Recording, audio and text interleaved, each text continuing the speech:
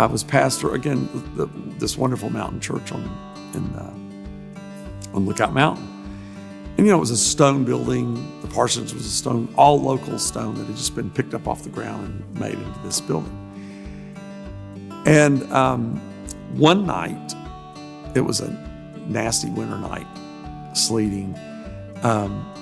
Someone started beating on our door, and I opened it, and it was a younger man in our congregation, and his dad was having a heart attack. And his dad started to feel bad at the house, and they just decided, we live way out on the mountain. So if you called an ambulance, you waited a long time before the ambulance got there. And so oftentimes people would just put you in the car and drive you toward the hospital so that you could meet an ambulance somewhere. But this is long before cell phones. And so they had started with the dad, and he had passed out. He'd become unconscious. And so he beat on the door and he said, call the ambulance. Dad's having a heart attack, and come help us. So I picked up the phone, I called the ambulance, I ran out. They were out in the church parking lot because the house was right there. And I really thought that my role, what he was asking me to do, was to help do CPR. Because there were just he and his brother and me. And so it's going to take a while for the ambulance to get there. And I came and I said, how can I help? And he said, pray. And he meant pray out loud right now. And they were doing CPR. I mean, they were trying to do that. But my role was to pray. And it wasn't like, well, you're useless, you might as well pray. It was not that. It was like, okay, if we're going to do this, you've got to be praying while we're doing this, that we're going to be a team. And that was an important moment for me. I mean, to see how that role, function, practice was just as critical in that moment as what they were actually doing. And so that made me think, when you asked the question, I thought of that kind of moment immediately. But then that made me think about other times where it just was, well, of course, you're going to help us pray. Just whatever that situation was, not necessarily a crisis. It could be a happy time, 50th wedding anniversary or something. And it wasn't just that you could only pray, but it was like prayer was just a part of the fabric of what was happening at that moment. That was like at an anniversary, you have a cake and you pray. I mean, it wasn't like, oh yeah, we have to say a prayer. It was just such a natural kind of outflowing. I had a fella take me on a walk once, and we went out to this place that was lovingly called the Looking Off Place, because you could see this great view off of the mountain. And he said, this is where I come when God and I really need to talk together. Now, he didn't have the idea that he couldn't pray at home, but it was like, when I'm going to have a serious conversation with God, I'm going to come out here and have a talk with God. So again, you keep hearing the theme in my thinking is it ties back to where we are. And Wilma Dykeman always said that place had such a thing to do with how you wrote. She was a wonderful author. And she said, she was talking about the Smokies, that there is no naturally still water in the Smokies. There are no ponds in the Smokies. And people that know the area say, well, there's that one in Cades Cove. And I will admit that there is a pond in Cades Cove, but I will point out that it has a very high fence around it, and it is the settling pond for the sewage from the Cades Cove campground. So People always want to, can we go swimming over there? It's like, no, you really don't want to. So anyway, Wilma would say, nobody could have written Walden Pond in the Smokies. You know, that place has something to do with that.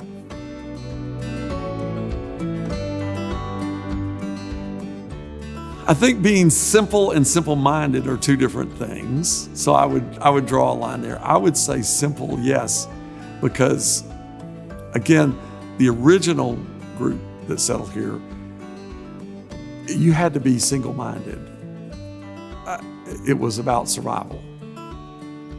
Now, you could go back and have a conversation about prayer and faith and how that played into survival, and I think it did and does. I think that, so I do think there is a simplicity, and you listen to songs, you listen to stories, Jack Tales, okay? What are all Jack Tales? What's the one thing in all Jack Tales? And it's that Jack wins. But he's always the smallest person in the story. He's fighting giants, he's fighting big beasts, he's fighting a big crook, but he's the little guy. And I think every culture that works against hard odds, whether it's nature or oppression, has the Brer Rabbit is a slave culture. Anansi is in Africa, where you're fighting the jungle back all the time. It's a spider, a rabbit. It's not the wolf and the bear in the Brer Rabbit stories that are the winners that prevail. It's the weak one that does that. Coyote is not the biggest animal out west, but that's the character in Southwestern native stories. Here it's Jack. And so simple, I would say simple in that it's that survival kind of thing. But also it's easier to kind of push off people and say, well, they're not very bright. They're simple-minded because they know how to survive in the mountains. There's this wonderful little play of a play on words, but also a play that I've seen acted out sometimes, where there's a guy with a banjo and a foreigner, meaning somebody from outside of Appalachia, from Nashville, I don't know, comes in and the guy's playing and the guy says, do you know how to get to, does this road go to Gatlinburg? And the fella says, no, I've never seen it go anyplace, the road. And the guy says, well, have you lived here all your life? And the answer is, not yet. And it goes back and forth like that. And the guy, it's just this play on words. And finally at the end, the foreigner, the flatlander, says, you're not far from a fool. And the guy looks at him and says, yeah, I'd say about 3 feet. And so, there's this wonderful, that's humorous, but there's a wonderful wisdom in somebody. And I grew up, you and I both grew up on the same community in Signal Mountain. I grew up climbing all over the place on Signal Mountain, walking in the woods, all that stuff. Nobody in my school ever fell off the mountain. But there were kids from other schools who did fall off the mountain, who would get to climbing around and do stupid stuff. And I guess I'm using that as an example to say, there's a wisdom, not just about climbing around mountains, but there's a wisdom here that is deep and carries a lot about life and meaning, that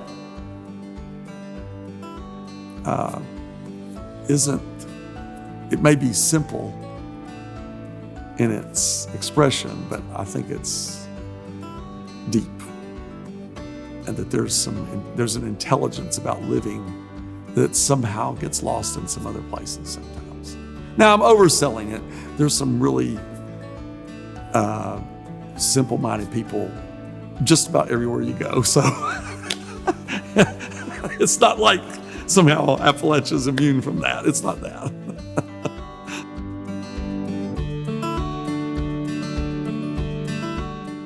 Obviously, if you're going to ask me, the first treasure I'm going to put up there is storytelling. And so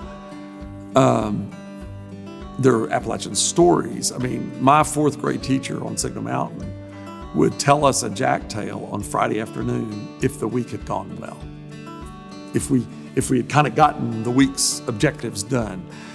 Now, that's not to say she didn't tell us many. She did. I mean, we got to hear them more than we didn't. And we would beg for a repeat. Tell the one about. But in thinking about storytelling, I started thinking about storytellers. And Ray Hicks was just this wonderful treasure, literally identified as an American treasure by the Smithsonian. And Ray lived up in the North Carolina mountains near Lee's McRae, but on up. And Ray was just this amazing repository of not just jack tales, but old mountain stories, and was really good at telling it. His only fault was that if he was telling a funny story, he laughed about it as much as the audience did, because he would get tickled at his own stories, and that was always fun to hear that laugh. But you look at Doc McConnell from Rogersville, you look at Donald Davis from Waynesville, Connie Reagan Blake and Barbara Freeman, Elizabeth Ellis, Elizabeth Rose, Faye Wooden, Sheila K. Adams. I mean, these are just wonderful. I mean, Sheila K. learned ballads, as she described it, knee to knee. That her grandmother sat across from her, that their knees were touching. The grandmother would sing the first verse of the ballad. Sheila K. would sing it back. The grandmother would sing the second verse. Sheila K. would sing the first and the second back. The grandmother would sing the third. Sheila K. would sing the first, second, and third back. And some of the ballads have 18, 20 verses. And so as a child, she learned those ballads. Well, she learned stories just as carefully. And so and Sheila K. has just this great Western North Carolina accent that is different than mine. And it's just fun to hear her tell the story. Donald Davis is another example. Donald and I were together a few weeks ago, and he got to tell first. He told one night, and I told the next night, and it was just, I really wish it had been the other order. I wish I'd gotten to tell first so that they could hear him last. But just to sit and listen to Donald Davis. And it was one I'd already heard, but it was like, oh, it didn't matter. No, I went, oh, good, he's going to tell that one. And I want to hear it again. Music, I think, is certainly an Appalachian treasure. That music has been one of those things. The Carter family fold. Bristol is the birthplace of country music. It was a mountain sound and everything. Western comes in later, and things moved to Nashville. And so then you get what got called country and Western. Now it's just called country. But really it was mountain music to start with. And you had dulcimers, which I don't know if you've ever really listened. I'm not talking about a hammer dulcimer, I'm talking about a lap dulcimer. But if you really listen, there are 4 strings, but you only fret 3 of them. And you do it with a stick, a little piece of wood. You fret it, but the 4th string is 1 note. It's the same note, no matter, you can tune it. You can change it for the song. But it gives this drone in the background, which is the sound that a bagpipe makes. Is that you can pipe, you pipe that, but there's this drone in the background. So a dulcimer, in one sense, is a string version of a bagpipe. So again, Appalachia's got some really neat You think of banjo and mandolin, but those are really imports to Appalachia. Those come from other places. They get used real well. But there's some unique kind of sounds there. I would argue that writing is one of the treasures. And I think about writers who are dead now, but like Jesse Stewart and James Still, Wilma Dykeman and Emma Bell Miles, who lived on Signal Mountain, Mary Knowles Murphy, who wrote in the late 1800s under the name of Charles Egbert Craddock because they published men better than they published women. John Fox, his center in Southwest Virginia, Eastern Kentucky, Trail of Lonesome Pine is one of his. C. Hodge Mathis wrote just these wonderful, wonderful stories about the Eastern Tennessee mountains. But then you look at who's writing now: Lee Smith and Wendell Berry and Jeff Daniel Marion, the poet, Wayne Caldwell, the novelist, Ron Rash, Charles Frazier, Silas House. If you haven't read Silas House, he's wonderful. And I got to be with him at an awards ceremony and got to talk with him. Ron Rash and I have been in a setting.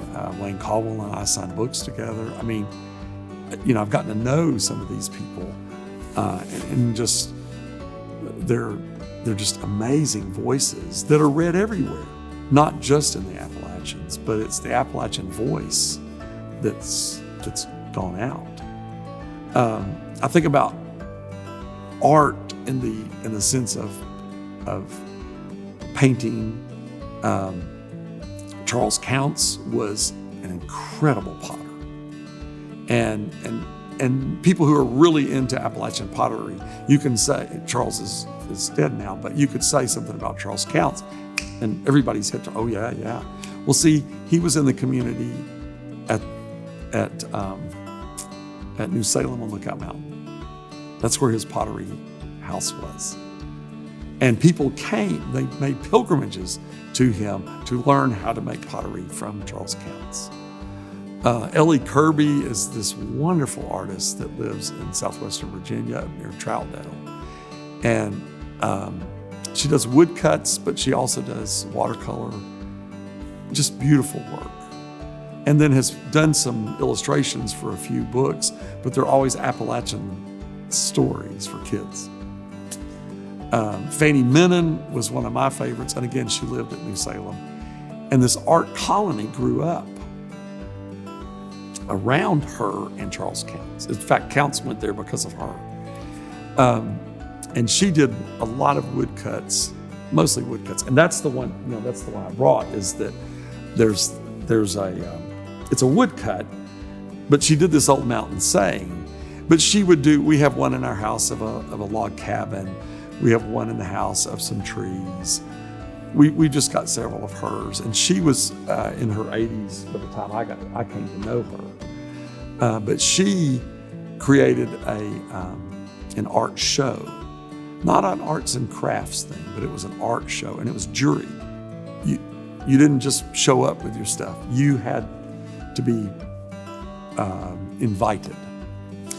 But it was on the side of the mountain, on the cliff, and they had clotheslines and would hook pictures on those. They would take some rocks and put shelves between them and put pottery out. And that little community, they always said that there were 399 people and one old grouch. There weren't many people in that community. But when the art show would occur, there would be 8,000 and 10,000 people in a weekend to see Appalachian art. You go along the Blue Ridge Parkway, there's the art center at Asheville. There's a music center on the Blue Ridge Parkway up near Galax. Floyd, Virginia has a really cool experience every weekend, music. I'm leaving things out like quilting and weaving and fabric kind of art. Quilting, I used to think was about piecing, but quilting's really, the art of it is the stitching that holds it all together, because there are pictures in the thread, not just the way the quilt's laid out and pieced together. And it's just an amazing art to watch it. And it was interesting at New Salem, Charles Counts came up with an idea of the picture he wanted in thread. And he did it in chalk on it. And then local women stitched into the chalk. And then, of course, you washed it and all the chalk went away and it was all the thread work. But see, he had the vision, but he technically couldn't do it. And so he got some women in the community to actually practice that art. So it was kind of his art meeting their art that made it happen. So I think those are real treasures. I mean, obviously, one of the treasures here is the mountains, the vegetation, the things. I mean, the Smokies is the most visited national park in the United States. If you take Yellowstone, Yosemite, and Grand Canyon's visitation and add them together, you almost get the Smokies. That's how far off the chart the Smokies is.